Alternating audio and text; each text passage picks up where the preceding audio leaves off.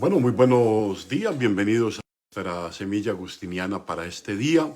Con la bendición del Señor comenzamos una nueva semana y con ella vamos a cultivar con toda la fortaleza la esperanza, el ánimo, el optimismo y vamos a hacernos fuerte en ella porque este tiempo de tribulación, este tiempo de tantas situaciones difíciles que se está experimentando en muchos países, hoy en modo especial en Colombia, llena de preocupación y de angustia muchas familias, y sabemos que es una situación que escapa a un control de lo que yo pueda decidir, pero ciertamente que lo que sí puedo es mantener oxigenada la esperanza, mantenerla viva, mantenerla fuerte, saber que debo hacer lo que tengo que hacer, que debo tener los cuidados básicos, saber que debo no ceder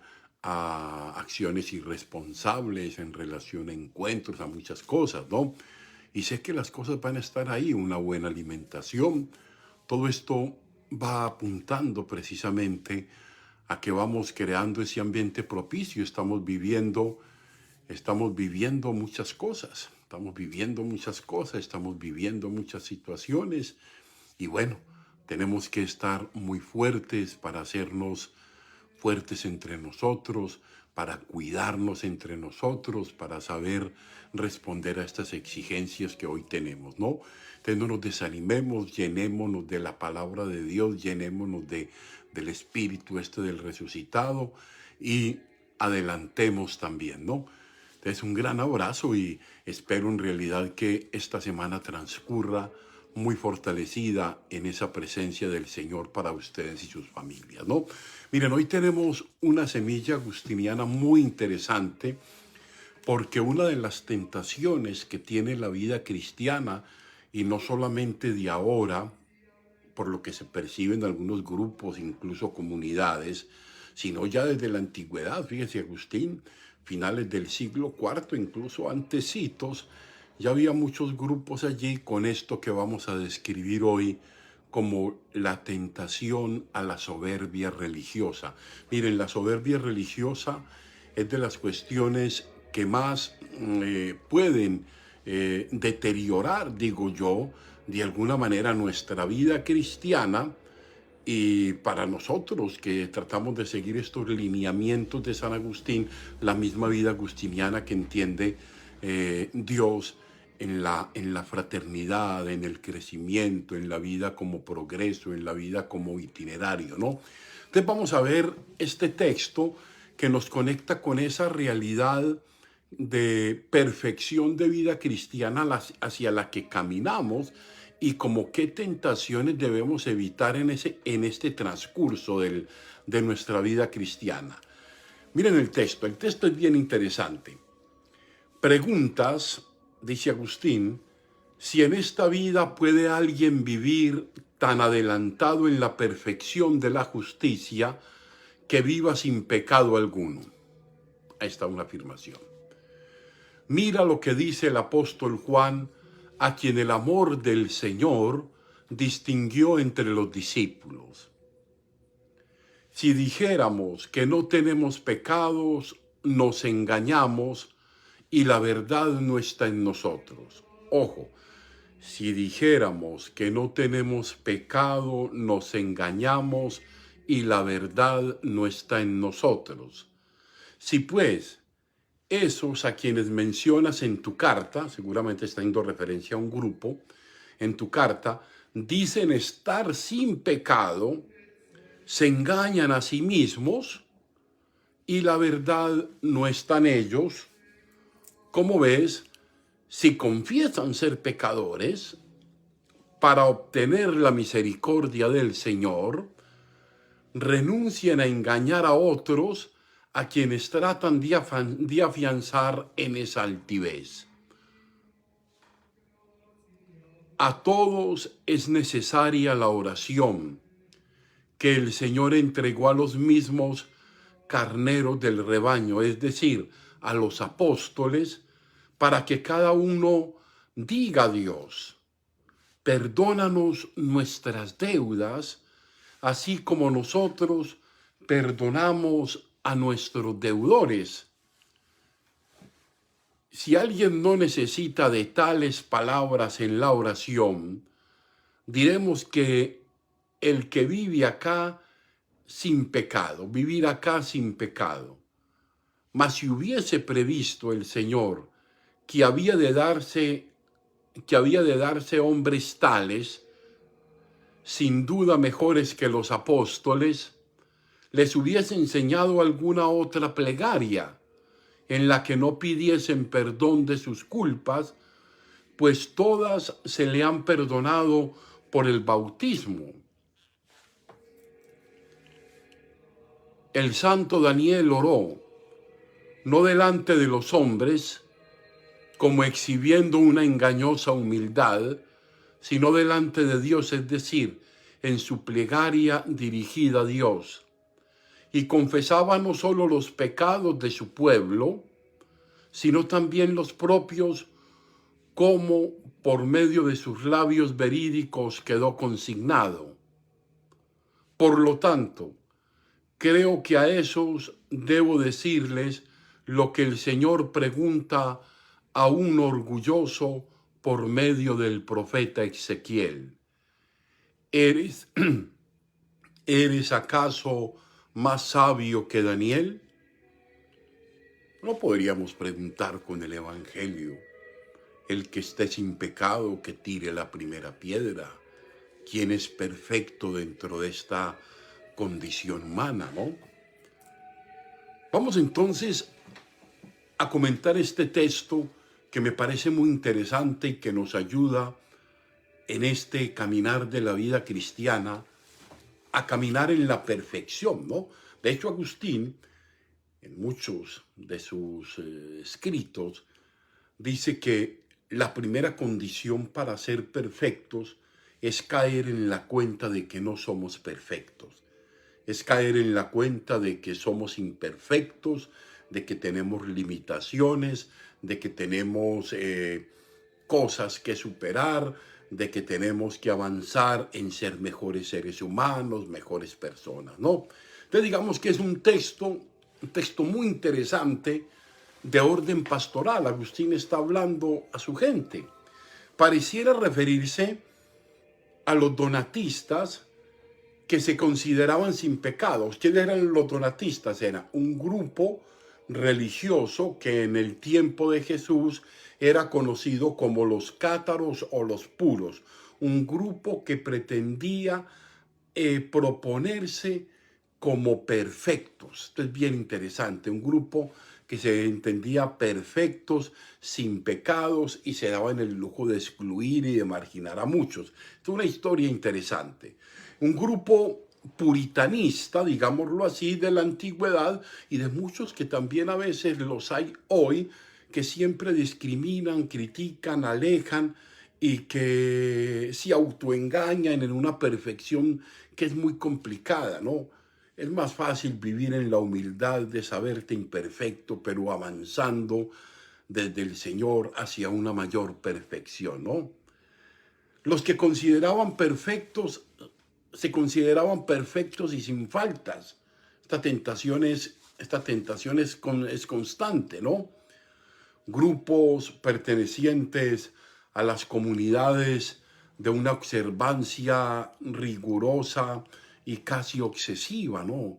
Grupos que se creían ya hechos, grupos que se creían mejores que los demás, grupos que criticaban, condenaban y siempre estaban en el escenario del juicio de los demás, siempre y en todos los momentos viendo lo malo, siempre y en todos los momentos no descubriendo lo que de bueno hay en las situaciones, ¿no? Y quedados en un escenario de puritanismo, pero un puritanismo que deteriora, porque es un puritanismo que condena a los otros, ¿no? Ahora, estos grupos eran conocidos, ya lo decía hace un momento, como los cátaros o puros, ¿no? Uno de ellos fue los donatistas, a quien Agustín combatió durante gran parte de su vida. Agustín los conocía, este grupo. Agustín sabía por experiencia que ningún ser humano es perfecto por su propia experiencia, por su propia biografía, ¿no? Te llama la atención el modo de proponer la condición de pecado en el hombre, una condición, una condición natural, ¿no? O sea, el hombre seguramente no peca porque lo desea simplemente. Agustín quizás en un tono pesimista, como algunos lo tachan, concibe que el hombre es pecante por naturaleza, por lo tanto no hay tal pureza en él, no existe una pureza total en él, no existe una pureza, no hay tal pureza nunca. Agustín va a debatir esto, ¿no? Y lo habla quizá desde su itinerario de vida, pero lo habla como conocedor de la humanidad, ¿no? Entonces, no se trata del pecado por naturaleza, sino de una naturaleza pecante.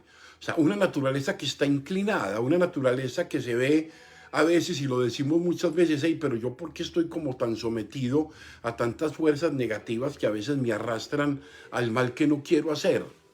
Agustín concibe que hay una naturaleza pecante, hay una naturaleza que está allí y que hay que estar atento con ella, ¿no?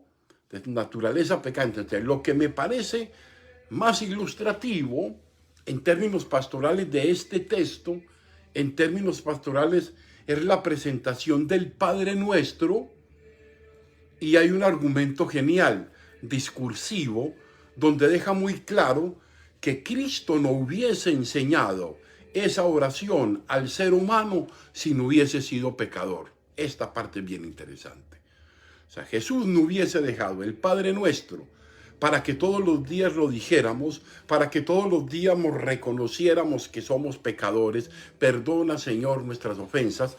Y todos lo sabemos que todos los días podemos en pequeños gestos o en palabras o en muchas acciones, a veces casi que inconscientes, podemos estar faltando a los demás muchas veces, ¿no? Desde ese argumento del Padre Nuestro es contundente. Dice, si fuésemos tan perfectos, pues no habría dejado a los apóstoles la oración del Padre Nuestro y no lo habría dejado como camino seguro para ir avanzando en una mayor perfección de vida, ¿no? Ahora bien, porque allí nos dice que perdona nuestras ofensas como perdonamos a los que nos ofenden.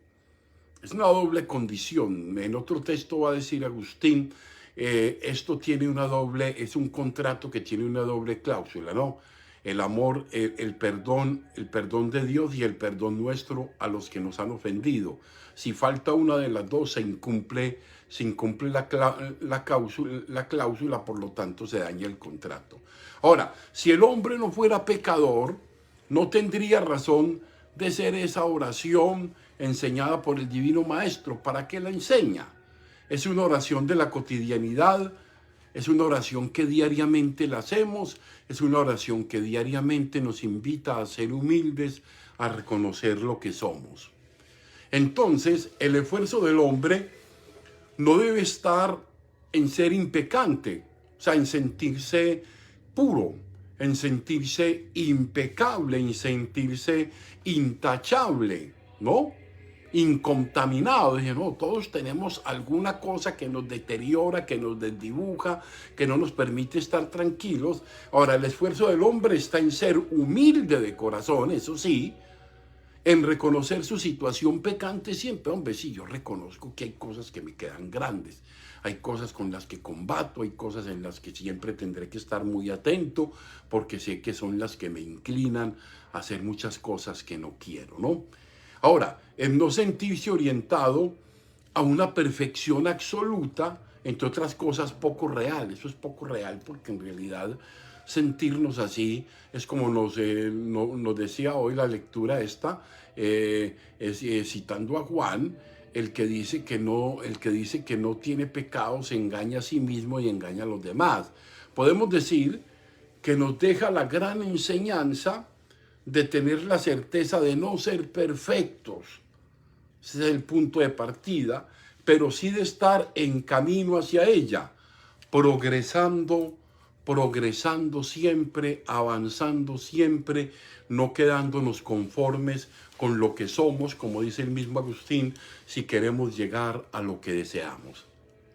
Pidámosle pues al Señor que en este camino de perfección nos ayude a todos. Todos hemos venido madurando, hemos venido creciendo y hemos venido dando pasos. Pasos en nuestra perfección de vida personal, pasos en la perfección de vida de la pareja, en la perfección de vida cristiana sacramental. O sea, tantas cosas, vamos avanzando en una mayor perfección. Así que dice Agustín, no nos desesperemos tampoco. No neguemos nuestra condición de lo que somos para no tener una guerra inútil interior que nos desgasta y nos martiriza con culpas que a veces deterioran nuestra psiquis y nuestra propia espiritualidad. No, reconocer humildemente eso que somos con nuestras luces, pero sobre todo también con nuestras sombras, nos ayuda a construir siempre un ser humano mejor, un ser humano que se ve primero a sí mismo para no estar condenando ni juzgando a los demás, un ser que avanza primero él hacia la perfección y que tiene como característica cristiana que no juzga, no condena y no critica a los demás. Entonces les envío un abrazo, una gran bendición, un saludo especial para Herme, para su esposo, para su bella familia, ¿no? Para que el Señor pues les bendiga, a Rosalvita, mi querida patrona, a todas las personas pues que se conectan con nosotros, siempre en la Semilla Agustiniana. Que Dios los guarde siempre. Nos vemos en la Santa Eucaristía hoy a las 2 de la tarde, pues hora acá hora de Colombia o de otros países, 3 de la tarde, hora de Pensilvania, la Santa Eucaristía. Yo los bendigo en el nombre del Padre, del Hijo y del Espíritu Santo. Amén.